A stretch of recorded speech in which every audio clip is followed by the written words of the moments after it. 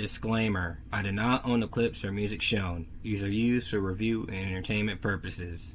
Thank you.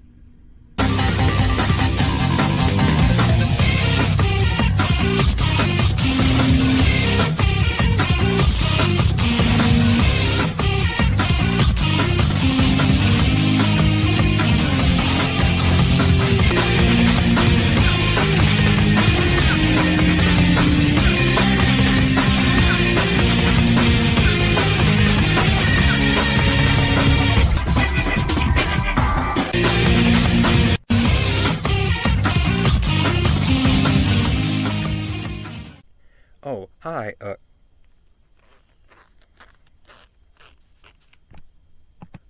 I'm totally not I'm a different person and totally not a person with a alternate movie reviewer alter ego at all, because we look completely different because of glasses. That, a review of Superman Returns. Alright, seems like a job for These Gap-Outs and Gap-Outs. It's me, Camden, on Channel Camden. Superman's interesting history and film. In the mid to late 90s, there's supposed to be another Superman film years after Superman 4 Quest for Peace. And that movie turned out interestingly. And Superman Lives was going to be directed by Tim Burton, and also was going to star our great hero known as... Well, yeah, and if you're wondering, I never heard of this movie before. That's because, this movie never happened. It got canceled. The movie was also supposed to have good old Nicolas Cage fight against a spider. I think that would have been interesting as well. But, then it led to a production to another Superman film known as Superman Flyby by J.J. Abrams. And there was a few actors in line to play him, including Henry Cavill. Surely that'll never happen. Which leads to a production to another Superman movie that actually did get to happen. Superman Returns. So, director Bryan Singer, after directing the first two X-Men movies, decided not to direct the third X-Men movie, which I talked about a few years ago. It led to Brett Ratner directing the movie. And what project do you think Bryan Singer went to, you may ask? Whoa. I did not steal your director. You just can't let go of a grudge. Yeah, and you're an anti-mutite. I am not an anti-mutite. Sure. Superman Returns is a Superman movie released in 2006 based on the very popular DC superhero Superman.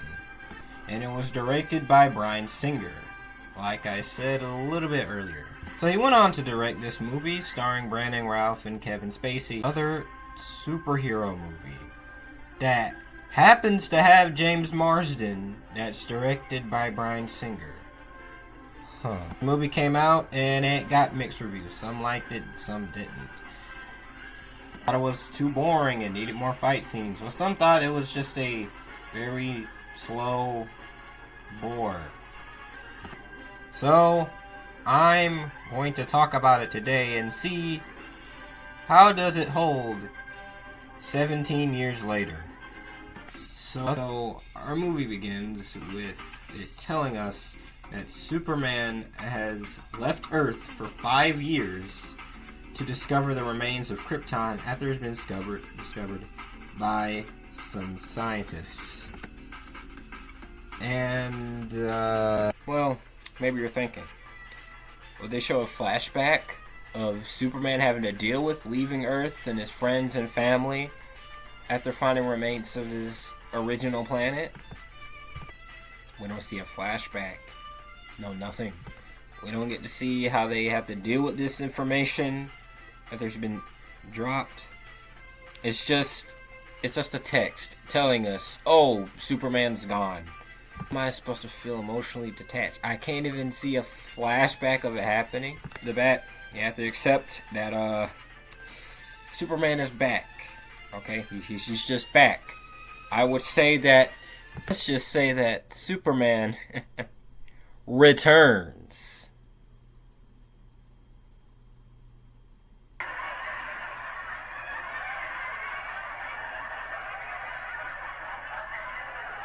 So then, after that, we see Lex Luthor, played by Kevin Spacey.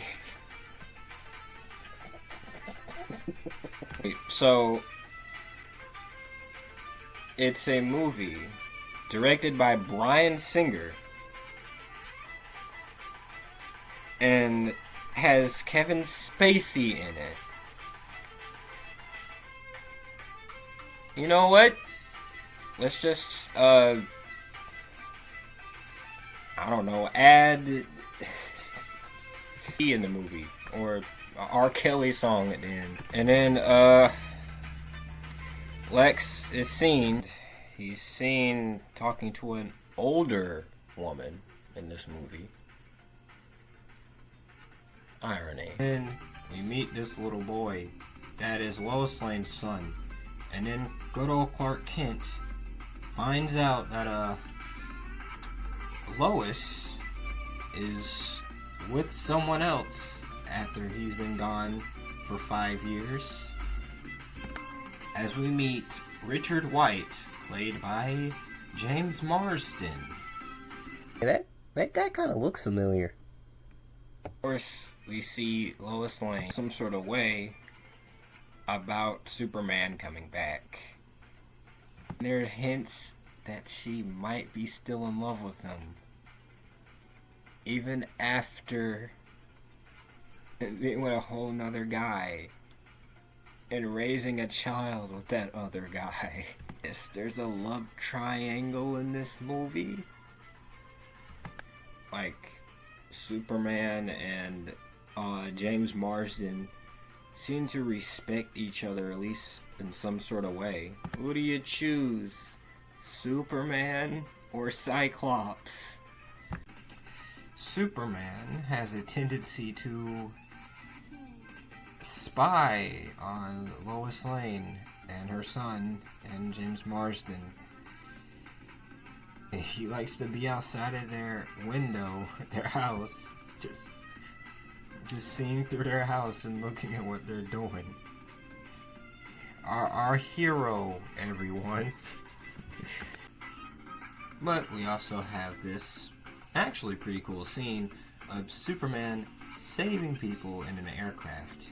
And it's one of the few cool scenes in this movie, as it's really suspenseful and dramatic, but also courageous and hopeful, like Superman should be.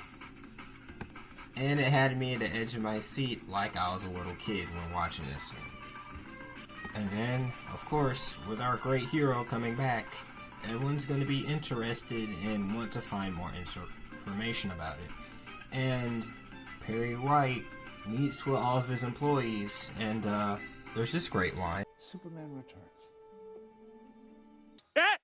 He said it! And talk about the costume of Superman in this movie, and it looks pretty cool, actually, but my problem with it is the red on the suit is really, really dark, to the point where you don't even think it's red, you think it's brown. Burgundy. So the S is a little too small. And that, it's a pretty cool suit. That scene, you think you're gonna get more fun scenes with our hero Superman, right? He doesn't throw a single punch in this movie.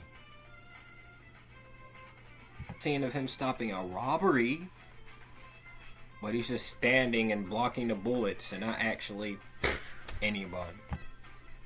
Like, there's not an actual threat for Superman to fight in this movie. There is Lex Luthor, but Superman doesn't punch anything. Superman is hopeful and a pacifist. I get it. It's a major part of Superman's character. But he still throws hands, though. How the other Supermen are doing? Ah, yes, I see. And what about you, Superman Returns? Don't you want...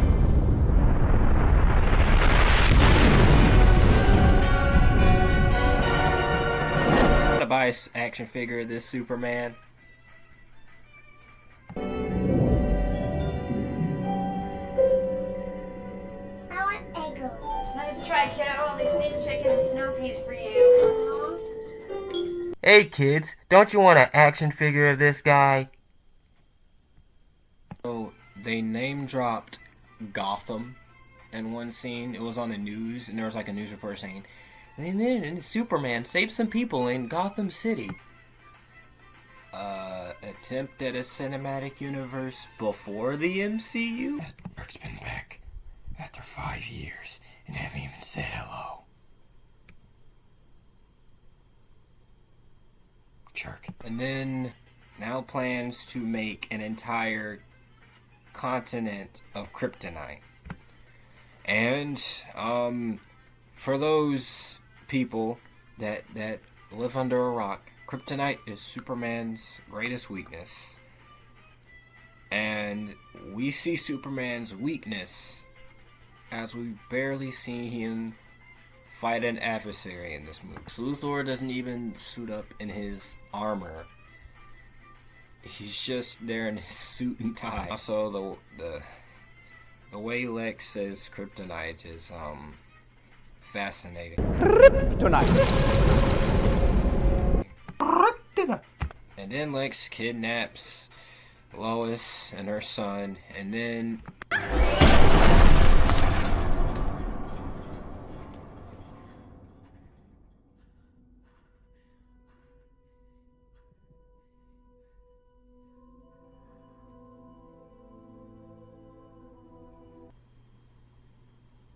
everyone saw that, right? So after he pushed the piano, it's revealed that he is actually Superman's son. Yeah, Superman's son. And you would think this would be an important detail in the movie. Barely. It's mentioned a little bit at the end of the movie, but Lois doesn't even seem that shocked that, oh wow, like my son has superpowers. She's just, oh wow. Okay. And we see people beat up Superman, and not Superman beating up them. This is our little bit of an action scene. I hope you enjoy it. Don't you worry, Superman pulls through as he stops Lex Luthor's big mountain of kryptonite and saves the day. And then Superman flies high in the sky as the John Williams theme plays, like it did in the beginning of the movie, as if this is canon to the Richard Donner movies, even though it isn't. I guess this is like a reboot and a soft sequel at the same time. So, what did I think of it? Superman Returns is not the worst superhero movie ever. It's not even the worst Superman movie, as that's pretty decent cast, and also Brandon Routh is a very good Superman. And I'm glad that this wasn't the only time he played the guy. And also, its heart is in the right place, as it tries to honor the Richard Donner films, while also honoring the character of Superman at the same time, as he's hopeful, courageous, and truly a kind person who just wants to do good. And this movie has some neat ideas. I would like to see a Superman movie with them handling him having a son, and also him returning after 5 years and stuff like that, but it doesn't go all the way through with its ideas. As it's thrown in the movie, and then it's like, oh, okay, I guess it's in the movie, I guess we have to deal with it. I guess this is the plot of the movie. Like I said earlier about not having a flashback of Superman going to space, having to find the remains of Krypton, and the people of Earth having to deal with that. Have a montage of what Earth was like while Superman was gone. And truly could have shown how hopeless Earth felt without him. But no, it's like they just had points, like other ideas, and just put it in the movie. This was also during the era of Sam Raimi's Toby Man and Australian pretending to be a Canadian and screaming his lungs out for 2 hours. Some interesting other movies that came out during that time that were silly, goofy, but also had a stupid charm to them, I guess. I'm not the bad guy. Compared to them, this feels a little safe.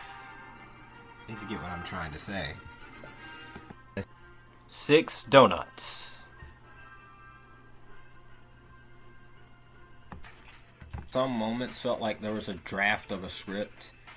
Had like some of the main parts there, but like needed to add a little bit more. At least could have had another draft. In the beginning of the movie felt like that. Like they didn't think like, oh, like how can we like show a flashback and how exactly it went down and what led to Superman leaving. I said about the action earlier, I guess they were a little afraid because Superman is like really powerful.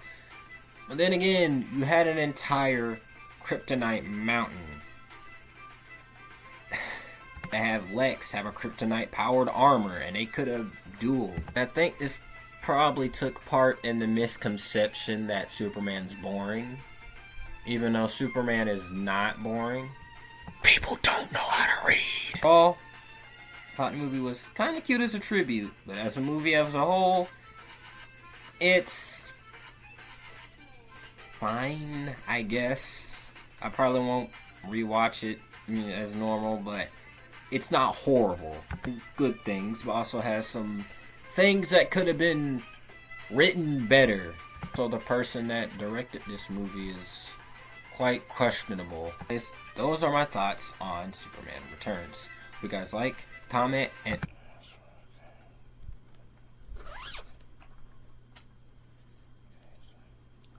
Wait, huh?